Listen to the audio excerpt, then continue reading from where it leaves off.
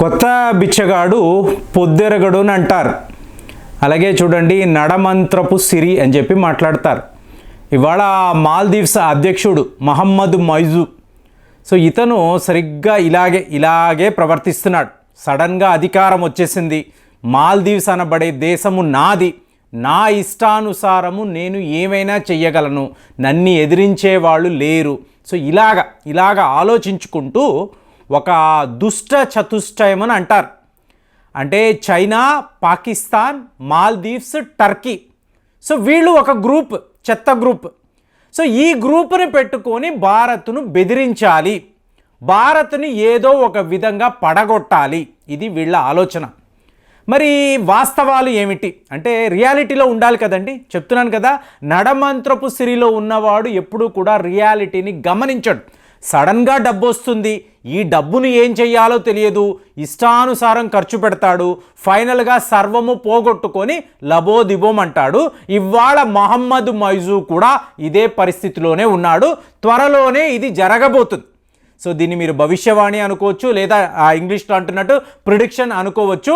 మహమ్మద్ మొయిజు యొక్క పతనము అనేది ఖాయం. సో ఇవాళ ఇతను డైరెక్ట్గా టర్కీ వెళ్ళాడు.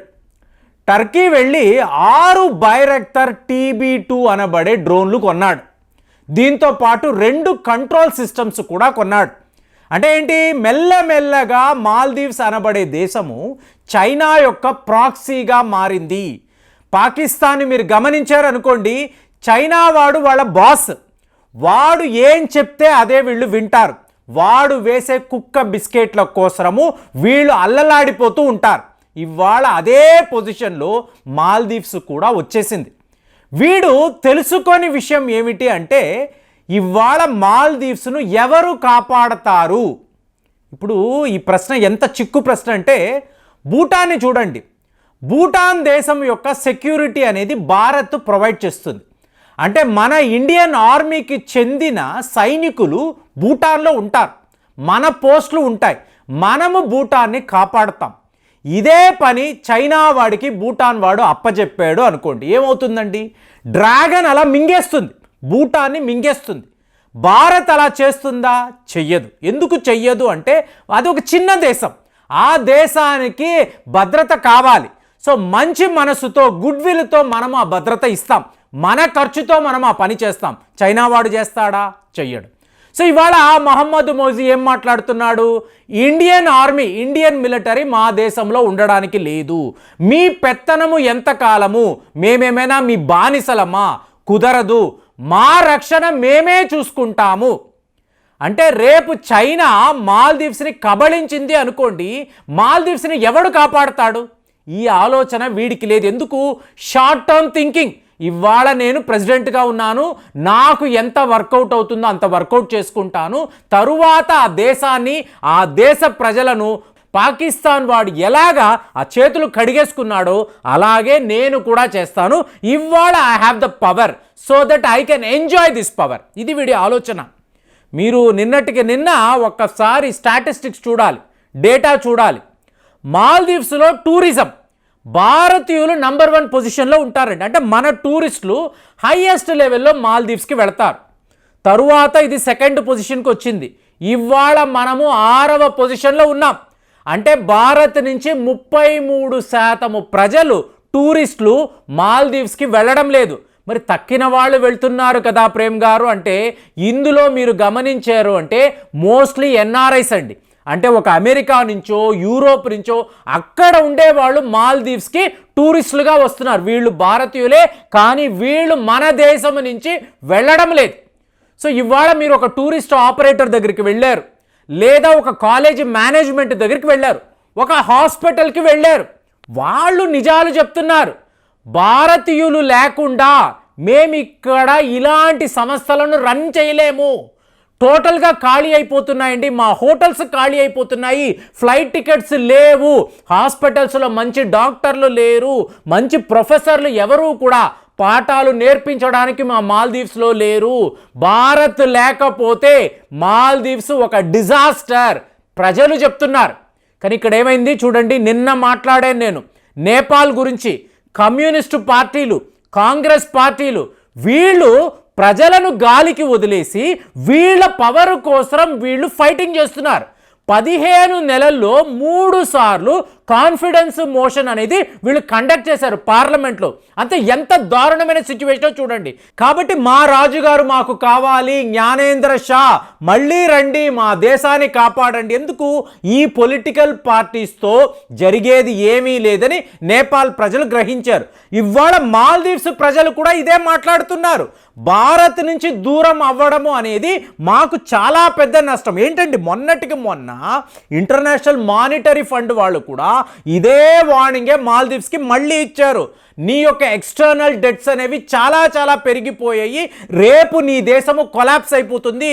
ఒక శ్రీలంక లాగా, నేపాల్ లాగా, పాకిస్తాన్ లాగా నువ్వు కూడా అయిపోతావు. కాబట్టి ఈ అప్పులను కట్టడి చేసే స్ట్రాటజీ నీ దగ్గర ఉందా అంటే ఈ హై రిస్క్ డెట్ డిస్ట్రెస్ అంటారు. ఇందులో నుంచి నువ్వు ఎలా బయటపడతావు ఆలోచించేవా? చైనా వాడు ఇవ్వాల్సిన అప్పు ఇచ్చాడు, భారతీయులు వాళ్ళు చేయాల్సిన సహాయం చేశారు. ఇవాళ నిన్ను ఆదుకోవడానికి ఏ దేశము లేదు అన్నప్పుడు చైనా వాడేం మాట్లాడుతున్నాడు? నేను అప్పులు ఇస్తాను అని చెప్పి వాడు కమిట్ అవ్వడం లేదండి. కానీ ఫ్రీ మిలిటరీ అసిస్టెన్స్ ఇస్తాను అంటే మా పీపుల్స్ లిబరేషన్ ఆర్మీ మాల్దీవ్స్లోకి వచ్చి నీకు మిలిటరీ అసిస్టెన్స్ ట్రైనింగ్ ఇస్తాము అని చెప్పి వాడు మాట్లాడుతున్నాడు. దీని అర్థం ఏంటి? మెల్లమెల్లగా వాడు మాల్దీవ్స్ని కంట్రోల్ చేయాలి అని చెప్పి వాడి ఆలోచన.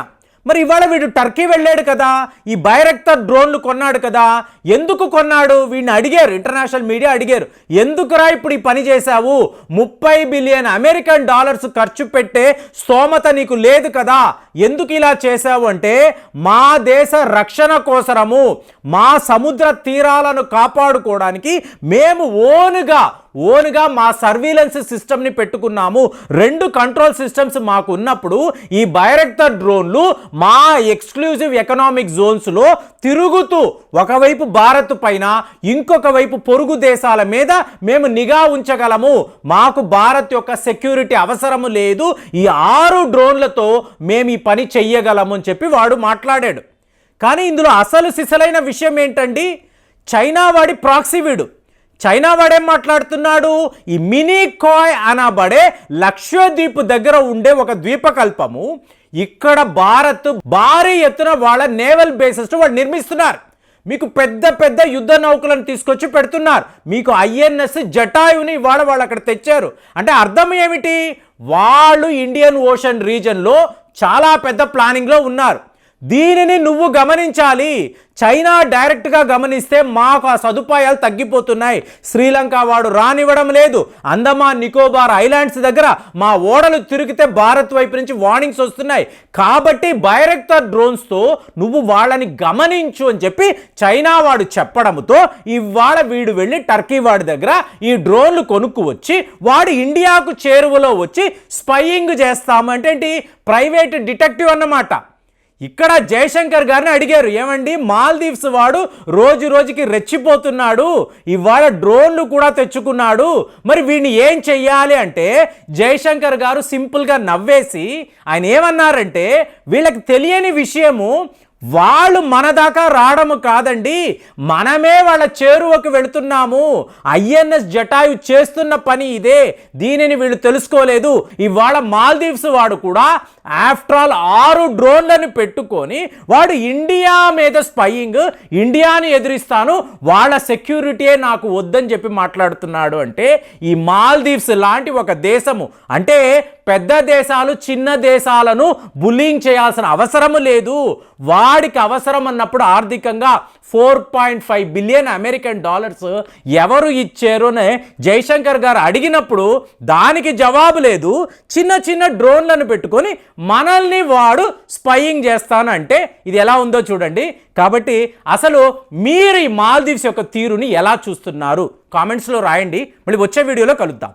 జై హింద్.